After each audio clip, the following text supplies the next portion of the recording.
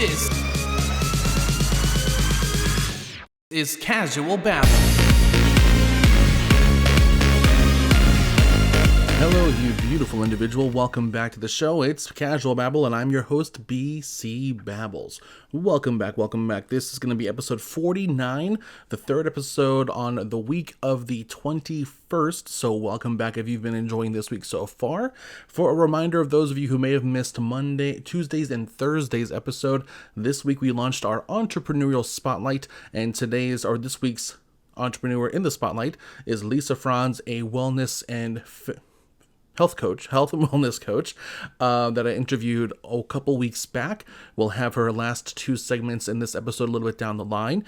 Also, for those of you who missed out earlier this week, I am also in the market as a for-hire virtual assistant, specializing in marketing and communications with some admin services. Bit of my background includes the fact that I have a bachelor's degree in broadcast media. That's how I'm doing this little thing here, the show. And I'm currently pursuing my master's in digital marketing. So if I have to say it myself, I'm quite the catch. Just in case you know anyone or you yourself are someone who needs a marketing specializing virtual assistant. Anyway, moving into today's topics, got a few really interesting articles I do want to bring to your attention. Some involve sustainability, other involves a recent test study that kind of says the obvious things, but it's great now because those obvious things that we could have guessed at have numbers. So we'll get into those as well. I do also want to hop into the Marketing Pulse a bit also. If you don't know the Marketing Pulse, it's an incredible newsletter from Forbes Communications Council. If you like all things marketing, check them out. And I might pull some stuff from the Morning Brew as well, one of my favorite newsletters. Morning Brew is not sponsored here, nor is Morning Pulse from Forbes, but hey, Forbes and Morning Brew, I'd love to talk about it, okay? I'd love to work for you too, just to keep that in mind.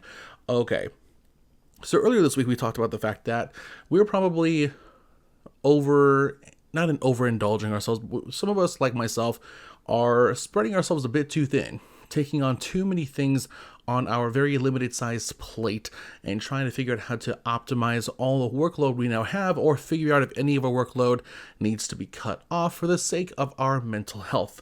And then the last episode, we talked about how important internal communications is within a business that is enduring any kind of operational change, especially if that change affects your frontline entry-level workers and or involves an acquisition of another business, because a lot of things happen when those kinds of changes occur, not just for the overall business, but also to your employees who are going to want to know how they're directly going to be affected. Okay. But in this episode, we're going to talk a little bit about crisis ready and clarity driven. This is going to be the article from Marketing Pulse by Forbes Communication Council. Their article, or the issue here, talks about a couple things. One, how marketers can fix internal brand messaging breakdowns through consistent reinforcement and internal education. Also, Marcom teams become invaluable as digital-first responders, swiftly managing crisis through transparency, preparedness, and agility. And if we have time, communicators can drive a behavior change effectively by promoting choices and transparency rather than prohibition and fear-based messaging. Let's talk about it. So, a little bit here about why your brand messaging might be breaking down and how to fix it. So this is if you're not sure if you're maintaining the proper voice for your brand on your channels, and if you happen to be coming across in a way that's totally not as you anticipated to your core audience, and that's if you found your core audience. So brand consistency starts strong, but oftentimes crumbles once the company's walls are breached. So teams drift, narratives diverge, and inconsistent storytelling confuses customers and analysts alike. To drive credibility and clarity, marketers must become persistent evangelists for cohesive marketing. I agree with this 100%. Our job as marketers is to not only analyze and clarify what the brand voice should be for any given particular business, but to make sure that it's consistent on every communications channel that's invested in by the business. And yeah, there's going to be times where it's got to evolve, become more niche or acute, or even the overall magnitude or scope of the business expands and you have to welcome in more stuff. But that has to happen steadily and there has to be a plan behind it. So here's how to reinforce your company's narrative. One, diagnose the drift.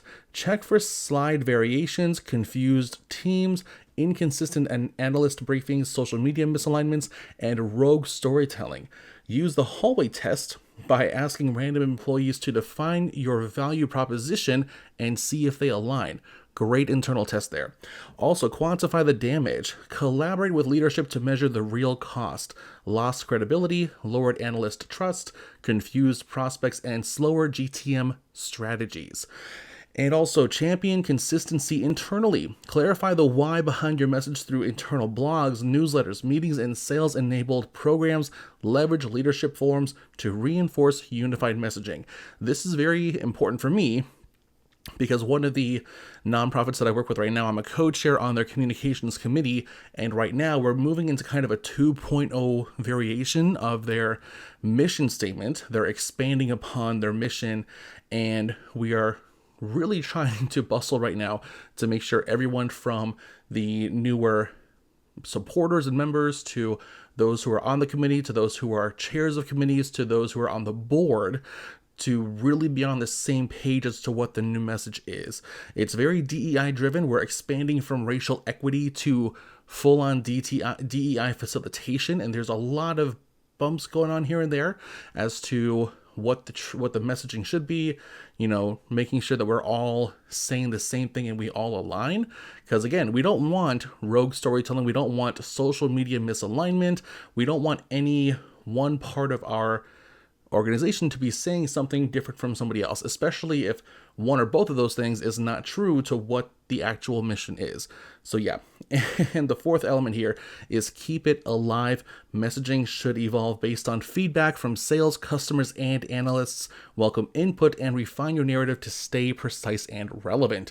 All right, and from here, we'll take the opportunity to hop off into our first segment of this episode to this week's Entrepreneur Spotlight, Lisa Franz. Let's check out what she and I talked about regarding AI and health and wellness. And something I'll let you know about too with AI as well. And this is something you might want to bring up to any of your clients who are trying to find that kind of easy way with AI. Is a guy named Chris Carr talked about AI in a podcast interview a little while ago, and he talked about this phenomena called hallucination, where generative AI like Gemini, ChatGPT can be given a prompt and it'll rattle off a bunch of information about something and sound very educated in the subject, but a percentage of it is made up. It doesn't actually know what it's talking about. Wow. So back to your point about potential clients or people in your space getting dietary information from generative AI, a percentage of what they're being given Could be isn't necessarily dangerous, like based even off if of it's actual made up. statistics. Yeah. So Wow, that's shocking. I thought that was crazy hearing about that because, of course, to your point, I've used it to help remind me of things that I know, give me a couple of points of reference and whatnot. But it's also like, wow, you really have to focus Well, in and on, the sad thing is that a lot of people don't know how to dissect the truth from the untruth, and they just yeah. trust it blindly.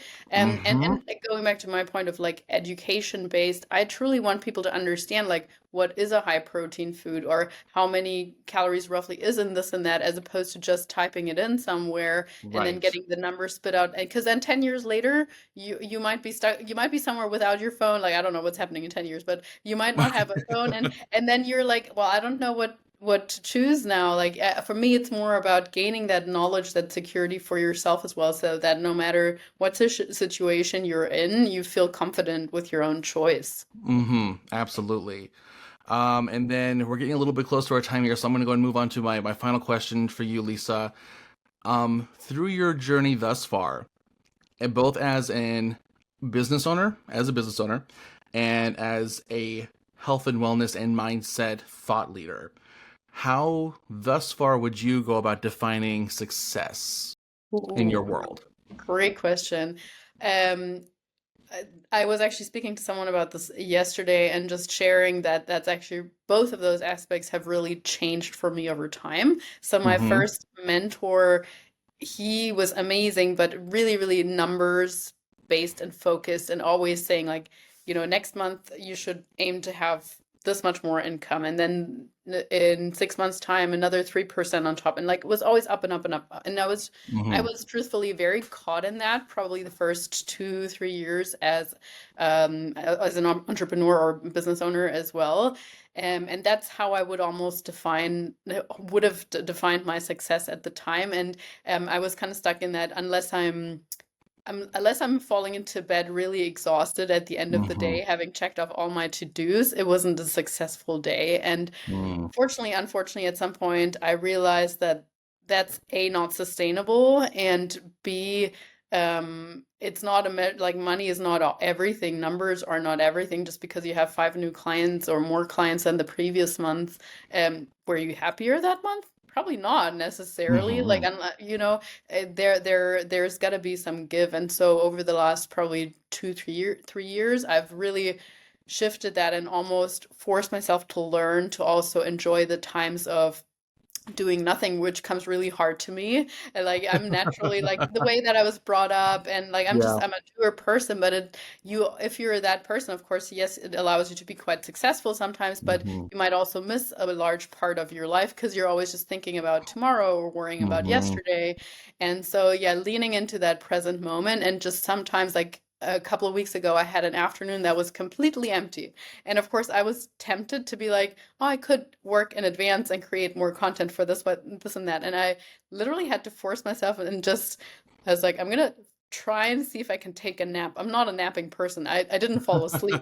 But even just the thought of like, I'm gonna see if I can take a nap, that would have never occurred even 2 years ago. So yeah, I think probably everyone goes through different stages in their Yeah. career and entrepreneurship, but it might also have to do with like maturity just in general in life. But I Some of us think like that.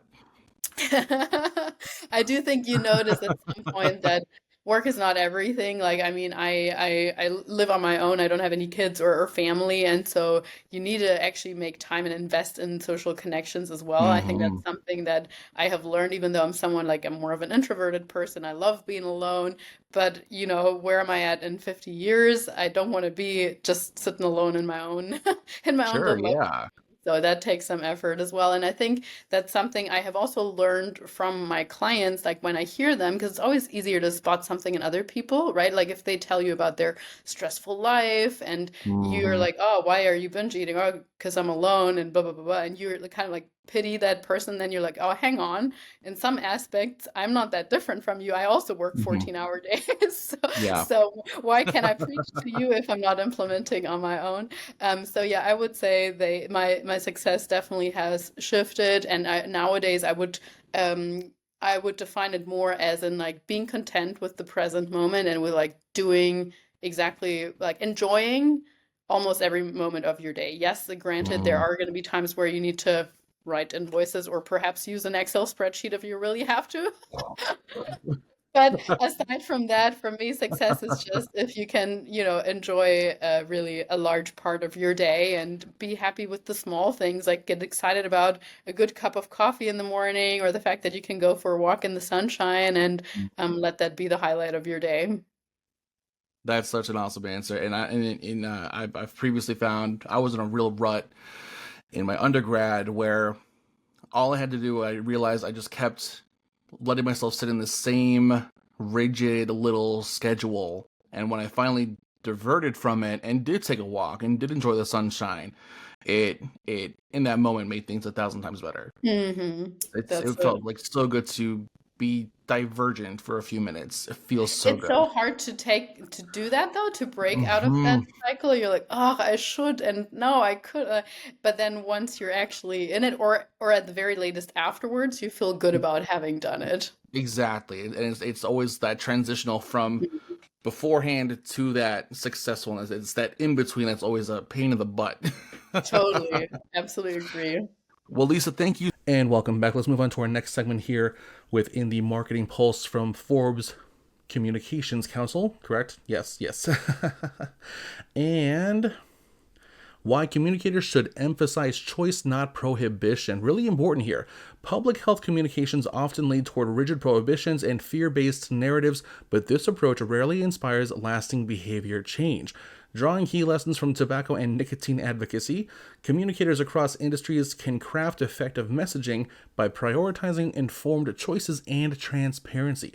So how Marcom leaders can drive better conversations. Firstly, challenge false narratives. Don't shy away from calling out misleading claims from content creators and watchdog groups. Correct misinformation actively, anchoring your messages to facts and transparency. Transparency always helps you foster trust. Especially if you are a newer business and you are trying to figure out the best way to navigate relationship building and retaining clients. Transparency and fairness helps you develop trust that helps you keep people engaged. Highlight double standards. Scrutinize and spotlight areas of inconsistency in public messaging, such as flavor criticisms in the tobacco versus alcohol industries. Questioning contradictions creates informed dialogue and builds trust. Like I said, transparency builds trust. Focus on choice over control. Fear-based messaging and heavy-handed regulation tend to backfire. Follow Sweden's pragmatic approach, educate your audience, and promote feasible choices rather than strict prohibitions, leading to genuine behavioral change. So important there. Also, advocate for education, not elimination.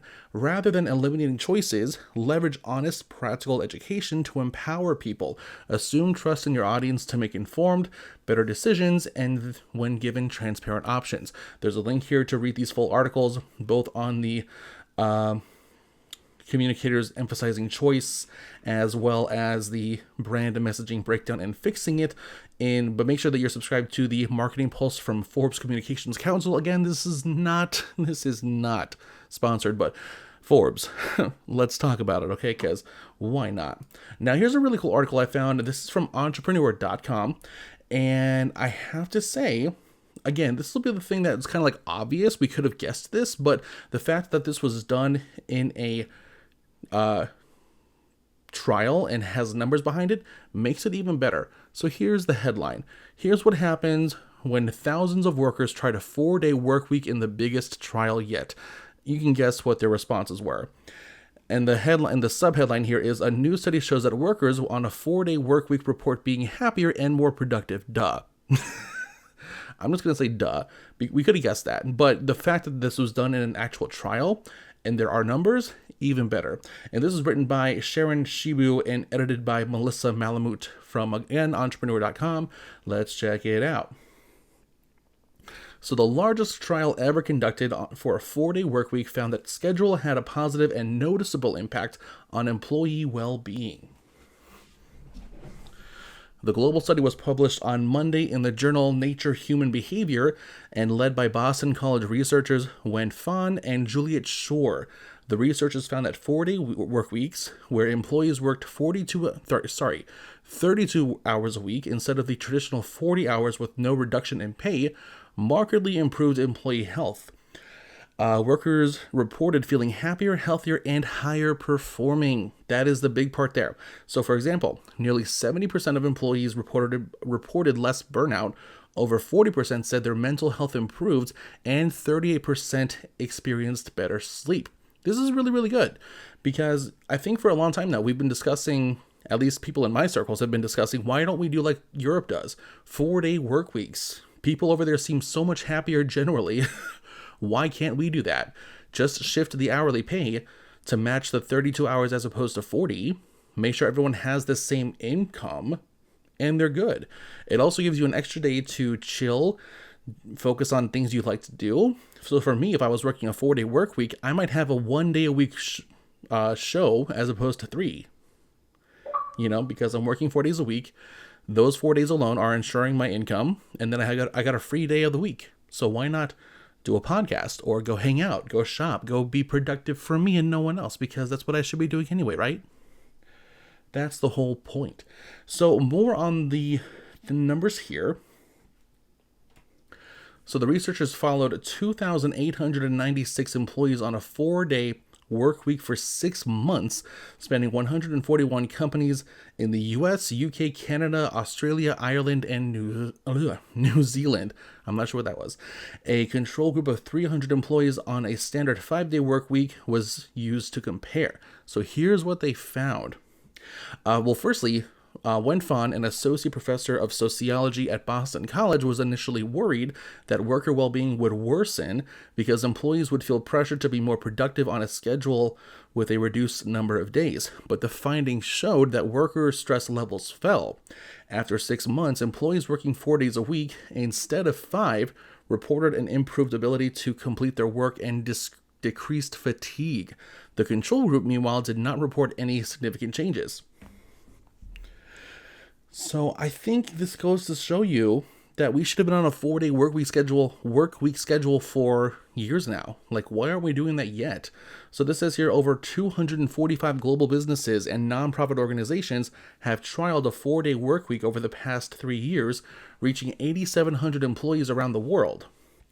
And this was noted by Shore.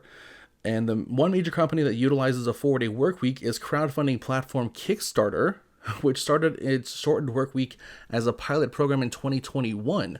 The CEO, Everett Taylor, told investor Kevin O'Leary last year that the employees were very productive within the 4-day work week structure. So again, why aren't we doing this? This is something that we should have adopted a long, long time ago, okay? Now, before we head into our last article, let's go back into our conversation with Lisa Franz, this week's Entrepreneur Spotlight, and see what she had to say regarding her venture into becoming a digital nomad and a health and wellness coach. And so now you are the owner of Nutrition Coaching and Life. So talk about what was your initial concept for it. You talked a little bit about how you found certain solutions for yourself and you wanted to kind of build this around those solutions for other people who were facing them. So talk about how you took that and then built that foundation for yourself. Yeah, so I mean, for the people listening, all of my work is online. I'm actually a digital nomad. I travel around the world. I'm originally from Germany, so I left Germany in 2009, moved to New Zealand until 2019, and for the last 6 years, I've been sort of globe trotting.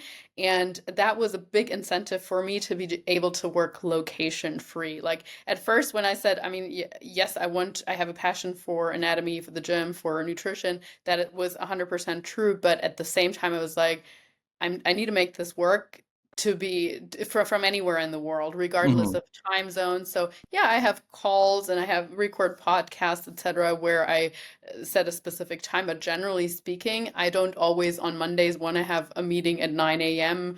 Because perhaps I'm in Thailand and that's my 4 a.m. the next day, so I don't want to get up. So I just knew that that was the freedom I wanted to create, and I sort of rolled up my systems and how I wanted everything set up from that place. So even with my nutrition coaching clients, many people have their business set up where they only do phone consultations. For me, almost everything is voice messages, emails, text messages, and only very rarely, aside from like an initial phone call, will I have a face-to-face Zoom or whatever conversation with that person. So again, that provides a lot of freedom. There are amazing platforms these days where you can create training programs without having to necessarily FaceTime that person at the gym or whatever. And so that is a big part that provides liberty. Now, many people after like a year or so in my business have said to me, oh, Lisa, you should start creating group coaching programs because, of course, you can, less time, more people in one bucket. That is something I have never wanted to do. I think that applies to any business, if you're a service provider. Most people either increase their price or they want to serve more people at the same time. And I chose to go the prior route because I have just found nutrition to be something that is so personal. And like the people that I work with, they struggle with emotional eating. Perhaps they have issues with their husband and that causes them to overeat. They have stressful lives, and that causes them to have certain eating patterns. So it's not as easy as like, oh, we're going to bunch the same 10 people in a group because they all want to lose weight. For me, Yeah. that's not something where we get to the end goal, when my end goal Mhm. for anybody is long-term sustainable habits as opposed to just short-term weight loss. So Yeah. yeah, that's, I mean, again, I've worked with various business coaches as well, and some of them have said to me, Lisa, that's a stupid approach, because you're limiting yourself in terms of the people that you can service, because obviously my day is limited. But in order to like compensate for that a little bit, I do have the three ladies that work for me. So whenever Right. I feel like my bucket is getting full and I do want to keep making myself a priority, also to your prior point, and then I just hand off the clients to Hmm. one of the other coaches. So yeah, that's been very helpful just to like think about it in that way. And I do think sometimes money is not everything. We need to think about like what kind of service do we want to provide? Do we want to be more Right. a higher end or lower end, or like how many people do we want to serve? Hmm. Yeah, I believe every entrepreneur probably gets to the point where they're like, yeah, what's the next step? And thank you, Lisa. That was a great conversation I had with her a couple of weeks back. I will definitely be inviting her back onto the show. She was a lot of fun to have. And yeah, I think there's going to be a lot more to learn from her, especially considering the nomadic style of her journey. There's a lot there to unpack. So she'll be back for sure. So here is a really cool article that I found. This is going to be from CNBC Entrepreneur News. Yes, business news for entrepreneurs. This article is titled "This Startup Turns Trash into Designer Objects," which by itself sounds really cool. For instance, I'm a big Four Ocean fan. But however, unlike this article, I don't think my bracelets have been featured in Vogue. Vogue here. Here are the key points. Entrepreneur Charlie Rootkin Wilson recycles household plastic into homewares that have been featured in Vogue. Rootkin Wilson wants to change the perception of plastic waste and to make it seem like a valuable material, which is what she told CNBC. And around 36% of all plastic produced globally is used for packaging, and about 85% of that goes to landfills, according to the UN's environmental program. Let's dive into this a little bit more. Let's see here. So Charlie here is a fine arts graduate. She's been featured in the likes of Vogue magazine, and her partners include luxury retailer Fortnum and Mason. But her coasters, rings, and soap dishes aren't made from precious metals. They're made from discarded plastic containers such as shampoo bottles, empty pink tubs of Vanish stain remover, and bright yellow Nesquik milkshake pots, and then remolds them into objects with a distinctive marbled effect. So cool. So let's see, a blue-toned zigzag-shaped soap dish named the Greek, made from grocery store yogurt and porridge pots, is for sale via Rootkin Wilson's Mule Hub website for 16 pounds, or around $21 US, while black and white single-use plastic cutlery and translucent food containers are the raw materials for pairs of 14-pound takeout coasters. So cool. Let's see here. Part of the whole mission, this is from Rootkin Wilson, is to change the perception of plastic waste and to make them seem like valuable material. She told us to CNBC. There's a lot of color alchemy that goes into making sure these products are beautiful and that they work. For Rootkin Wilson, the current approach to recycling plastics isn't working. Around 36% of all plastic produced globally is used for packaging, and again, about 85% of that goes to landfills. So, with 47% of plastic from British recycling or exporting businesses going overseas for recycling in 2021. Oh, sorry, what was that? Ooh. Oh, so let's see here. The UN's environmental program, RAP, the Waste and Resources Action Program, described the UK as reliant on exploring plastics for recycling, with 47% of plastics from British recycling and exporting businesses going overseas for recycling in 2021. I'm not sure if that was written to make sense or if I'm just not reading it right. Anyway, let's move on. She also told CNBC that she wanted something that was beautiful to look at, but that drained properly. What is the She wanted something that was beautiful to look at, but that drained properly, that her soap didn't stick on. What? So overall, this was a really cool initial article, and now it's getting weird because I'm not finding where these quotes are making sense. Anyway, she says she hopes that companies start to take responsibility for their plastic waste. I do too, both from the manufacturing process and after consumers have finished using their products. The industry will change and more private, innovative businesses will appear, and moving the industry away from traditional inefficient curbside recycling. Again, she told this to CNBC via email. So that's it for this episode of Casual Babble and this week's Entrepreneur Spotlight. Thank you again, Lisa Franz, for being our spotlight for this week. You are an awesome conversation to have. Again, if you want to follow us, be sure to follow me personally on all socials at bcbabbles, just not on X. Casual Babble can be found also on at Casual Babble, and on YouTube we're at bcbabbles. Look at my voiceover and virtual assistant services on my Linktree.ee/bcbabbles, and check out how to connect with us on PodMatch as a future guest if you are an entrepreneur or someone who supports entrepreneurs through our podcast Linktree.ee/casual babble, and join us on PodMatch there. All right, have a great week, and we will see you next week.